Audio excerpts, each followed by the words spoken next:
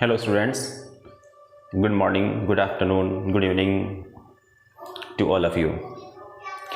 I welcome you to my YouTube channel English Soundir. आप सभी का मेरे YouTube चैनल English Soundir में स्वागत है. Dear students, today I am present here with the topic A Roadside Stand, which is the 5th chapter from NCERT class 12. So dear students, I want to tell you something, a very and the most important information. Actually there has been a problem of uploading the video, so this irritates me a lot. Okay, so I have been facing these problems around I think for 1 month I have been facing. However, I upload the videos, but this problem has been on the top of the level just for 7 days. But I am trying to upload the video regularly.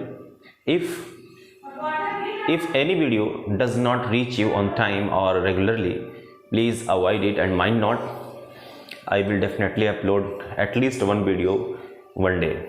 Okay, the topic I have chosen is A Roadside Stand, which has been written by Robert Frost. That was an American poet. He was born in 1874 and died in 1963. Robert Frost is also known as Yankee poet and also the poet of terror. Okay dear, so Robert Frost has been the poet of terror. It's because whatever he has written just focuses on the life of the people that are full of sufferings, that are full of terrible things. One of the examples is Birch's Road Not Taken. Dear student, The Road Not Taken is also the poem that shows the risk. Okay, so whatever he has written just on the risk, terror, and also he has focused his personal feelings and emotions just on the lives between the rich people and poor people. So he has made the satirical statement by giving the lines in the poem on the rich people that do not care about those people who are feeling poverty and they don't have anything to eat or survive. So dear, this is one of them. A Roadside Stand also focuses on the lives of the poor people, especially belonging to the villages. They don't have anything to eat or survive, and the roadside stand refers to the shop that stands just on the brink or the edge of the road through where the rich people pass by their cars, but they do not care about these things. Okay, so let's go ahead without delaying dear. Okay guys, one thing that I have to tell you is actually this poem is long, having 52 lines. It cannot be completed in a single video. For this I will have to make, I think, 2 videos or maybe 3. Today I am not well, still I am trying to make the video. Okay, so let's go ahead. Dear students, a roadside stand, I just told you that this is a spot where the people of village stood their shops, especially for earning money. Never think, actually, why has the word stand been given? Do you know? It's because stand is the place where the people stop for a while. You know exactly that this is the shop, so the people will definitely stop for a while. And what did the people do? Do you know? The people used to sell the wild berries. Dear students, this can be explained in English, and those people who are feeling uncomfortable in Hindi, they can request me to make the videos totally in English, or they can request me to make the video totally in Hindi. But I have usually tried to make you understand with Hindi, with the combination of Hindi and English, bilingual languages. Okay, so let's go ahead here with the help of Hindi. If anyone requests me to make the video totally in English, I will definitely make the video, especially for those students. Okay, so let's go ahead. Dear students, A Roadside Stand is a poem written by Robert Frost. As I have told you that he was the Yankee poet, he was the poet of terror. Okay, so जो भी कुछ इन्होंने लिखा है, terror पर लिखा है, भय पर लिखा है, डर पर लिखा है, रिस्क पर लिखा है, जोखिम भरी चीज़ों पर थीम बनाकर लिखा है, और पोर और जो रिच पीपल होते हैं उनके बीच में जो डिफरेंसेस क्रिएट हो जाती हैं, रिच पीपल क्या करते हैं, अपनी चीज़ों को इम्पोज कर देते हैं, उस पर जो है अपनी इंडिविजुअल फीलिंग डाल करके उसमें सटायर किया है. So guys, the first line starts from the little old house was out with the little new shed. The little old house, यहां पर यह हाउस एक घर था, लेकिन वो पुराना था. ओल्ड का मतलब जान ही रहे हैं, पुराना था. लेकिन कहा गया वो आउट था. जानते आउट मीन्स क्या होता है? आउट का लिटरल मीनिंग बाहर होता है. अब ये जो है हाउस जो था थोड़ा सा निकला हुआ था, और किसके साथ निकला हुआ था? With a little new shed. एक नई शेड. शेड यहां जो वर्ड यूज किया गया है, शेड वर्ड जो है शॉप के लिए यूज किया गया है, और शेड का मतलब छप्पर होता है. तो गाइज यहां पर जो है सेंस लिया गया है शॉप का. ओके, तो एक छोटा सा घर था, पुराना था, और उसका जो बाहरी हिस्सा था वहां पर एक शेड था, और जिसका मतलब शॉप होता है. क्लियर? नेक्स्ट है in front at the edge of the road. और ये दुकान कहां निकली हुई थी? इन फ्रंट मीन्स सामने, at the edge. Edge means क्या होता है? एज मीन्स होता है किनारा या ब्रिंक. इसको ब्रिंक कहते हैं, बॉर्डर. ओके, साइड, यहां पे साइड भी कह सकते हैं. At the side of the road, जिससे रोड के दो साइड होंगे, एक इधर एक इधर. Where the traffic speed. Speed means क्या होता है डियर? पास बाय, यानी गुजरना. और ट्रैफिक जानते हैं क्या है? मोटर्स वगैरह. ट्रैफिक क्या होगा? मोटर्स.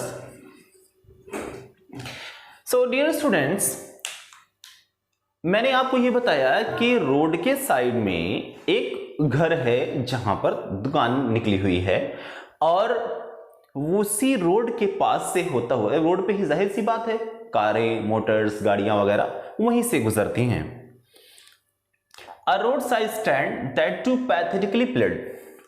गाइज, मेरी गारंटी आप समझ जाएंगे, आप टेंशन मत लीजिएगा, बिल्कुल समझ जाएंगे. मुझे लगता है कि इसमें कुछ होशियार लोग, कुछ तो कम होशियार, या कुछ लोग तो अभी न्यू एप्लीकेंट होंगे या न्यू स्टूडेंट होंगे जो नहीं पता होगा. मैं उनके हिसाब से बता रहा हूं कि अ रोड साइड स्टैंड, जिसके बारे में हमने बात की कि रोड के किनारे जो स्टैंड बना हुआ यानी शॉप. दैट टू, ये टू वर्ड यूज क्यों किया जाता है? जब कोई चीज, ये वेरी का सिनोनिमस वर्ड होता है, बट द डिफरेंस क्या है? डिफरेंस जानते हैं? ये बियॉन्ड द लिमिट बताता है, यानी बहुत ज्यादा, जितना नहीं होना चाहिए. तो लिखा है पैथेटिकली प्लेड. गाइज, ये पैथेटिकली जो आया है ना, ये आया है पैथेटिक से. पैथेटिक मीन्स होता है सैड, और उसी का एडवर्बियल फॉर्म जो होता है वो पैथेटिकली है, मतलब सैडली. सैडली, दुखी से, ग्लूमिली. समझ रहे मेरी बात? तो और सलेन, उदास कह सकते हैं, सैड कह सकते हैं. तो प्लेड जो है वर्ड है, ये जो प्लीड का सेकंड फॉर्म है, PLEAD. प्लीड मीन्स होता है याचना करना या विनती करना, और प्लेड जो है उसका सेकंड फॉर्म, यानी कि याचना की या विनती की. तो बड़े दुखी मन से विनती की. देखिए, मैं लिटरल मीनिंग बता रहा हूं. मेरी आदत है कि first I tell you the literal meaning by associating with the figurative meaning. ठीक है, ताकि आप समझ सकें. अभी मैं डायरेक्ट बता देता इसका क्या मतलब है, तो आप शायद उसी को रट लेते. लेकिन इसका जो लिटरल मीनिंग है वो कैसे फिगरेटिव मीनिंग के साथ एसोसिएट कर रहा है, कैसे उस चीज को क्लैरिफाई कर रहा है, समझ रहे मेरी बात? कैसे उस चीज को क्लैरिफाई कर रहा है, यह समझना बेहद जरूरी है. मैं एग्जाम्पल के तौर पर एक बात लेता हूं. गाइस, मेरी वीडियो थोड़ी सी लंबी हो सकती है क्योंकि एक्सप्लेनेशन में थोड़ा एग्जाम्पल भी वगैरह देकर के मैं क्लियरली समझाने की कोशिश करता हूं. देखिए, मैं एक बात करूं आपको. जैसे एक भिखारी है, उसने फटे पुराने कपड़े पहने हुए हैं। अब वो भिखारी आपसे क्या करेगा? ऑर्डर करेगा या रिक्वेस्ट करेगा, यानी विनती करेगा या प्रार्थना करेगा, क्या करेगा? तो ये हमारा जनरल कॉन्सेप्ट है कि भिखारी अक्सर भीख मांगते हैं, वो भी कैसे? Not by ordering but by requesting, request करके। तो गाइज अब ये बात आ रही है किसके बारे में? कौन है वो भिखारी? कौन रिक्वेस्ट कर रहा है? कौन विनती कर रहा है? बात हो रही है रोड साइड स्टैंड के बारे में। यानी अ रोड साइड स्टैंड दैट, यानी वही टू पैथिकल, टू मींस होता है, मैंने बताया बियॉन्ड लिमिट, तो बहुत ज्यादा, यानी लिमिट से ज्यादा वो क्या कर रहा है? दुखी मन से विनती कर रहा है। अब बताइए, रोड साइड स्टैंड कोई शॉप थोड़ी ना विनती करेगा। इसका मतलब ये है डियर कि जब, जैसे जिस तरह से एक इंसान भिखारी जब होता है तो वो विनती करने लगता है, तो इसी तरह से जब मकान में जर्जरता आ जाती है तब उसकी रिक्वायरमेंट आ जाती है कि वो उसको रिपेयर किया जाए, उसको बनाया जाए। तो यानी कि इसका मतलब टू पैथेटिकली प्लेट का मतलब है कि वो दुकान बहुत वर्स्ट कंडीशन में थी। एक एग्जांपल और लेते हैं, बहुत जगह से आप लोग वीडियो देख रहे होंगे। जैसे ये कहा जाए आपका मकान है और मकान में कहीं से सीमेंट टूट के गिर जाए या क्रैक हो जाए, दीवार क्रैक हो जाए, तो आपका दीवार के बारे में क्या व्यू होगा? आप कहेंगे दीवार मरम्मत करवाने को मांग रही है ना? दीवार मरम्मत करवाने को मांग रही है ना? या यूं है, जैसे मान लिया आप गाड़ी है बहुत सही नहीं चल रही है, तो कहेंगे ये गाड़ी सर्विस करवाने को मांग रही है। अलग अलग तरह से आप बोल सकते हैं इसको, अलग अलग लैंग्वेज बोल सकते हैं, पर मैं पूरी तरह से अश्योर्ड हूं और एक्सपीरियंस मैंने किया है कि लोग बोलते हैं ये इसकी मांग, मतलब दीवार मांग कर रही है। तो या फिर ऐसे कि दीवार को रिपेयर किए जाने की जरूरत है, तो दीवार को जरूरत है। अब कौन सी जरूरत तो हमें है ना दीवार की, लेकिन फिर भी हम ऐसा बोलते हैं। तो इसी तरह से तो ये जो रोड साइड स्टैंड है ना, ये बिल्कुल पैथेटिक कंडीशन में, बहुत वर्स्ट कंडीशन में है। यानी ये अमीर की दुकान नहीं है, तो पैथेटिक कंडीशन में है। और आगे देखते हैं, it would not be fair to say for a dole of bread. Dear ये समझ में आया? यानी ये कह सकते हैं हम worst condition, requiring to be repaired. It would not be fair, यानी ये कहना फेयर नहीं होगा। फेयर मीन्स क्या होता है डियर? यानी एप्रोप्रिएट,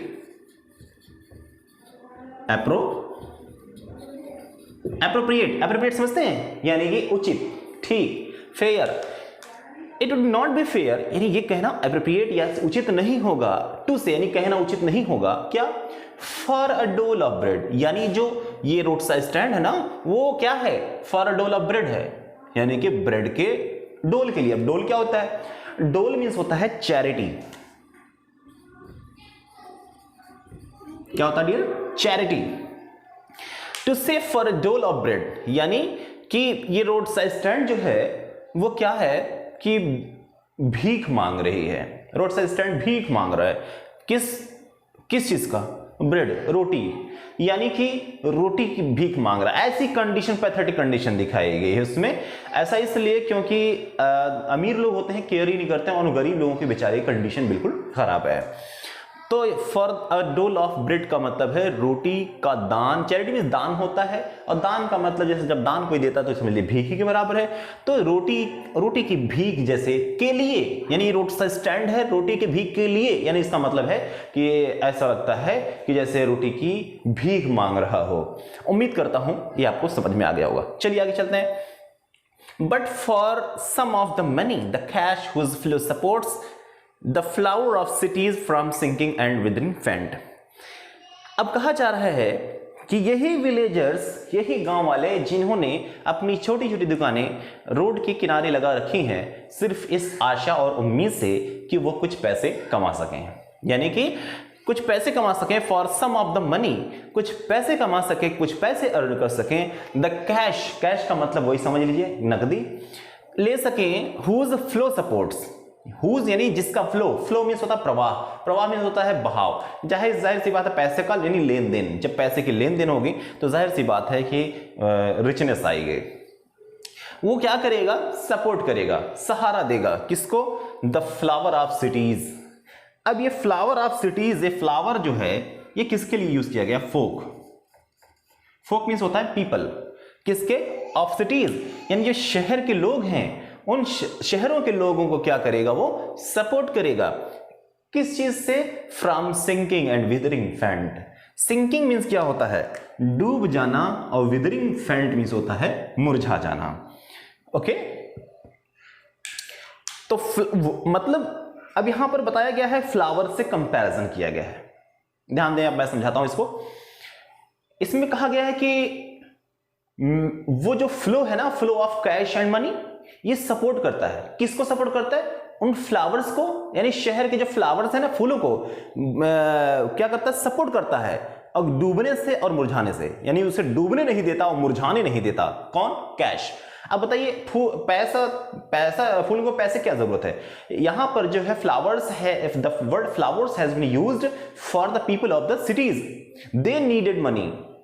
ओके, उनको पैसे की जरूरत थी। तो ये जो है फ्लावर का मतलब होता है फोक, पीपल।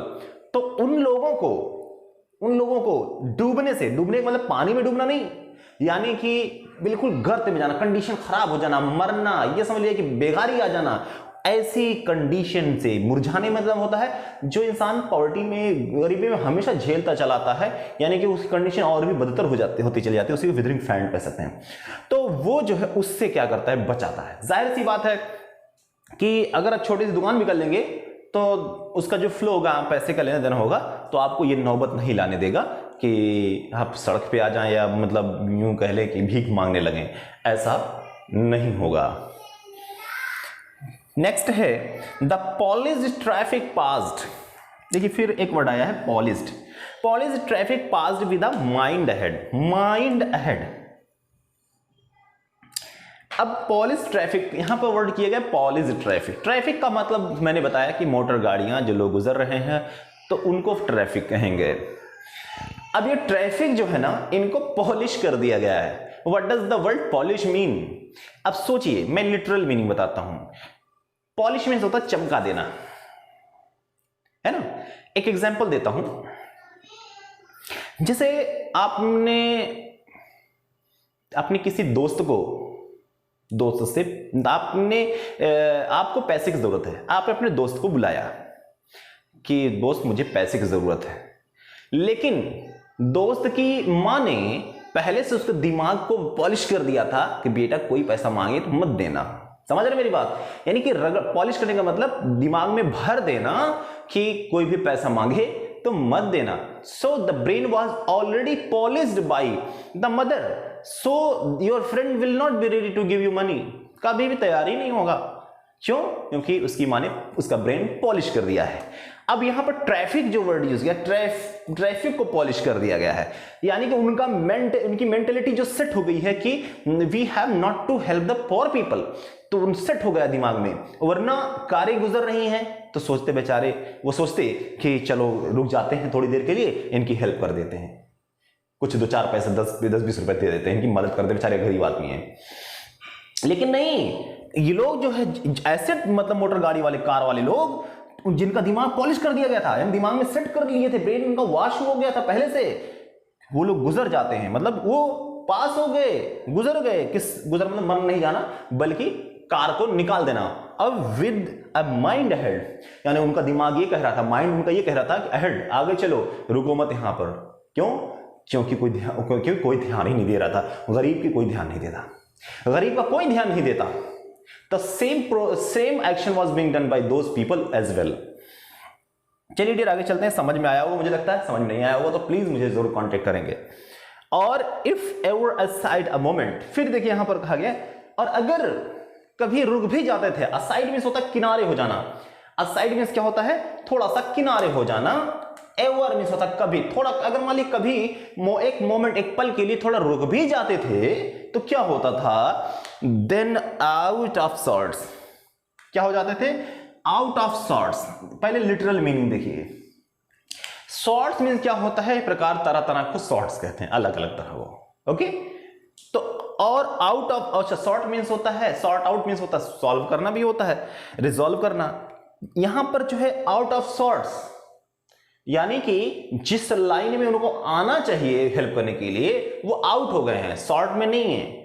मतलब शॉर्ट मतलब लाइन समझ लीजिए, शॉर्ट मीन्स प्रकार समझ लीजिए, शॉर्ट अलग अलग तरह को शॉर्ट कहते हैं। मतलब ये जो है उस लाइन में नहीं है, यानी कि गरीबों की हेल्प करने के लाइन में नहीं है, तो आउट ऑफ शॉर्ट्स। इसका मतलब ये समझिए शॉर्ट में कि वो बेरुखी से पेश आते थे। अगर वो रुक भी गए तो यानी ध्यान ही नहीं देते थे या इग्नोर करते थे, यानी ये कह लीजिए ignore. Okay, if they ever try to stop, अगर उन्होंने कभी रुकने की कोशिश की, they always avoided, they always ignore those people. Okay, उम्मीद करता हूं आपको समझ में आ गया होगा। यहां पर हम कह सकते हैं इग्नोर्ड,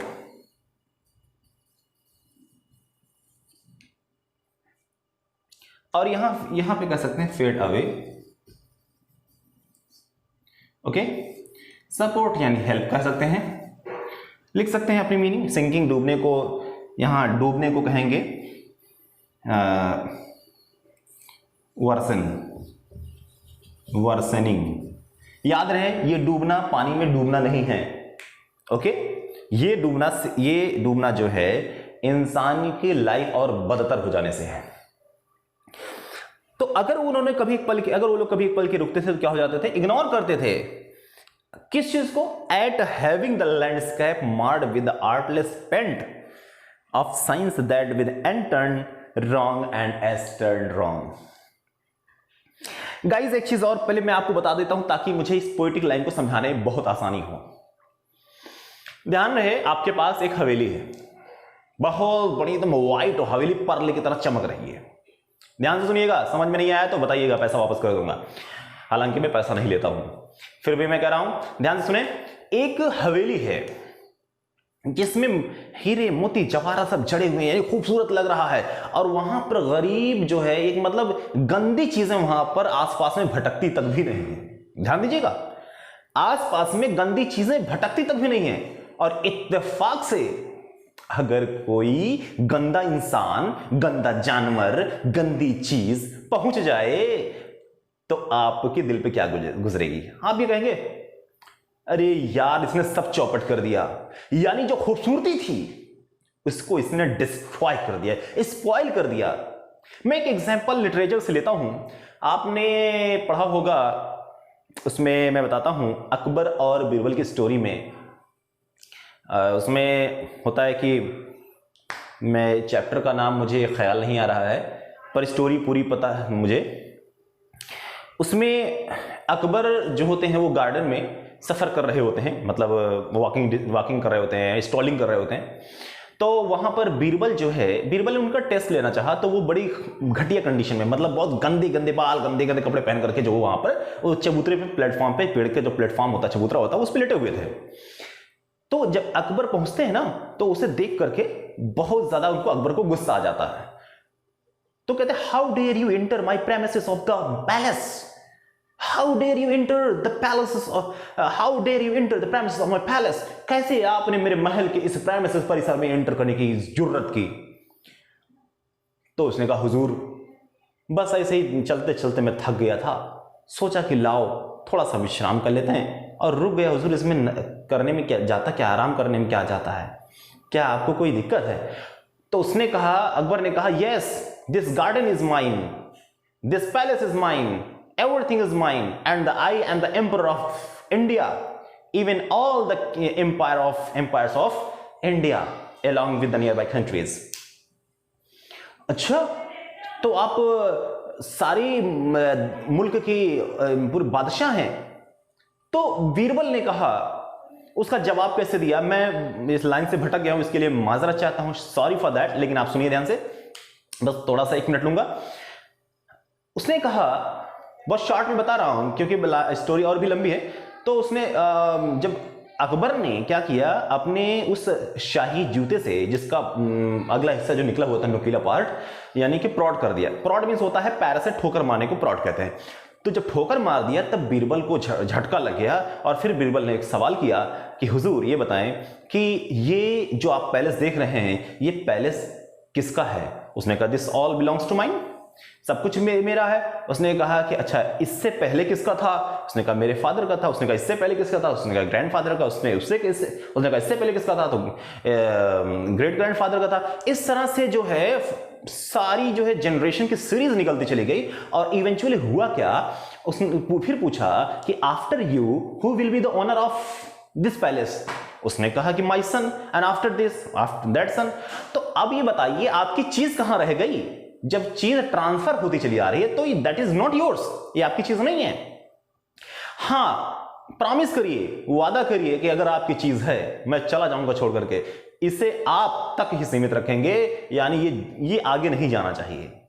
इट मींस यानी कि ये पैलेस जब आप यहां से जाएंगे मरने के बाद आप अपने साथ ले जाएंगे, वादा करिए मैं वापस कभी पैलेस में लौटकर नहीं आऊंगा। ये कहकर, ये सुनकर के जो है अकबर पूरी तरह से अस्टाउंडेड हो जाते हैं। बम्बू, ये समझिए कि बहुत ज्यादा यूं कह कि उनका दिमाग चकरा जाता है ना। तो कहते हैं वाह भाई ये तो बहुत बुद्धिमान आदमी है, इसको तो बुलाओ मेरे पैलेस में। उसको तो बुलाया गया तो पता चला कि ये बीरबल निकला। तो इस तरह से जवाब दिया। अब बात आती है कि उस पैलेस पर, उस महल पे, मतलब इतना बढ़िया बनाया गया था, उस पर बीरबल ने क्या किया, उसकी गंदगी छाप छोड़ दी। तो वो क्या हुआ, एक स्पॉट लग जाता है ब्यूटी पर, ठीक है ना। मतलब एक फीलिंग है, ब्यूटी पे कुछ स्पॉट नहीं लगता है, लेकिन अमीर लोग ऐसा सोच बैठते हैं जिनके पास पैसा दौलत होता है। उम्मीद करता हूं समझ रहे होंगे आप। अब अगर इस स्टोरी को आप समझ गए होंगे तो बाकी की लाइन समझने में आपको समय नहीं लगेगा, चुटकियों में समझ जाएंगे आप। देखिए लिखा है कि एट हैविंग द लैंडस्केप, यहां पर जो लैंडस्केप यूज किया गया है ये जानते हैं क्या है? ये नेचुरल ब्यूटी के लिए यूज किया गया है, प्राकृतिक सुंदरता। पेड़ पौधे, नदियां, तालाब, जो प्राकृतिक सुंदरता दिख रही है वो तो खूबसूरत चीजें हैं ही हैं। तो कहा गया है, ये देखिए ध्यान से, इग्नोर किया कब है, एट हैविंग लैंडस्केप। एक लैंडस्केप है यानी नेचुरल ब्यूटी की चीजें हैं और उसको मार कर दिया गया है। मार मींस क्या होता है? Destroyed, destroyed, spoiled. कौन सी यानी कि पेड़ पौधे, नदी, तालाब, जो खूबसूरत चीजें, नेचुरल ब्यूटी है ना, उसको क्या किया? स्पॉइल्ड कर दिया। मतलब समझिए स्पॉट, कलंक लगा दिया है, बर्बाद कर दिया। जैसे मैंने महल को बताया था कि गरीब आदमी पहुंच जाए या फिर उस पर स्पॉट लग जाए, कैसा फील होता है। तो इसी तरह से जो नेचुरल ब्यूटी है प्रकृति की, उस पर जो उसकी जो खूबसूरती थी, उसको खूबसूरती को बिगाड़ा किसने? Artless paint. ध्यान दीजिए, अब ये आर्टलेस पेंट जानते हैं क्या है? आर्टलेस मींस होता है, मैं आपको मैं डायरेक्ट पहले उस पर बता देता हूं ताकि आपका दिमाग इधर उधर न भटके। ये artless paint the road side stand को ही बताता है। यानी कि ये लैंडस्केप जो है पूरी तरह से डिस्ट्रॉयड कर दिया गया है। जो प्राकृतिक ब्यूटी, खूबसूरती है ना, खत्म हो गई। किसकी वजह से?